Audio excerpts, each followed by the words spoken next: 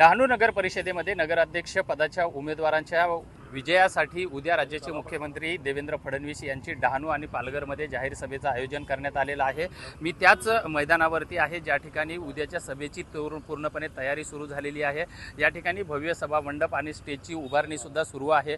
एकंदरीत जर बघितलं तर या ठिकाणी नगराध्यक्ष पदाचे उमेदवार जे आहेत भरत राजपूत हे स्वतः या ठिकाणी त्यांनी पाहणी करताना आपल्याला पाहायला मिळत आहेत। याच मैदानावरती या ठिकाणी उपमुख्यमंत्री एकनाथ शिंदे यांची सुद्धा राजू माची या नगराध्यक्ष पदाच्या उमेदवारासाठी जाहीर सभा झालेली होती।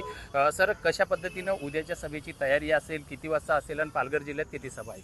उद्या सभा हे आपले 11 वाजता साहेब येणार आहेत, 10 वाजता, आणि पालघरला 11 वाजताची सभा आहे।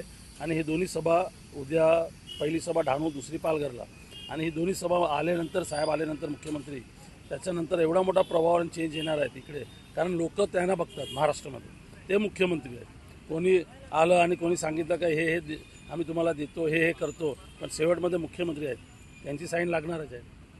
ते उद्या उत्तर देतील पालघरला पण आणि डहाणूला पण। निश्चितच याच सभेमधून उपमुख्यमंत्री शिंदे यांनी अहंकार आणि एकाधिकारशाहीचा सुद्धा भाजपावरती आरोप केलेला होता।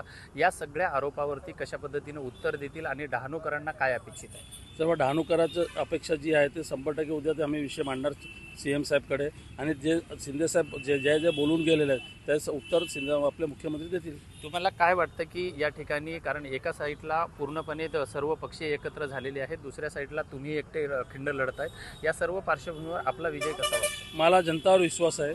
ते जेवढे आहेत अजून डबल झाले ना तरी पण मला जनतावर विश्वास आहे। निश्चितच उद्याच्या मुख्यमंत्र्याच्या सभेवरून डहाणूमधलं परिवर्तन होणार आहे, वातावरण बदलणार आहे, आणि डहाणूमधले सर्व पक्षीय जरी एकत्र झाले तरीही मला माझ्या जनतेवरती विश्वास आहे आणि माझा विजय निश्चित असल्याच्या भावना सुद्धा या ठिकाणी भाजपाचे नगराध्यक्ष पदाचे उमेदवार भरत राजपूत यांनी व्यक्त केल्या आहेत। त्यामुळं उद्या मुख्यमंत्री सभेमध्ये नेमकं काय बोलतील याकडे मात्र सर्वांचं लक्ष लागलं आहे। विजय गायकवाड, TV9 मराठी, डहाणू।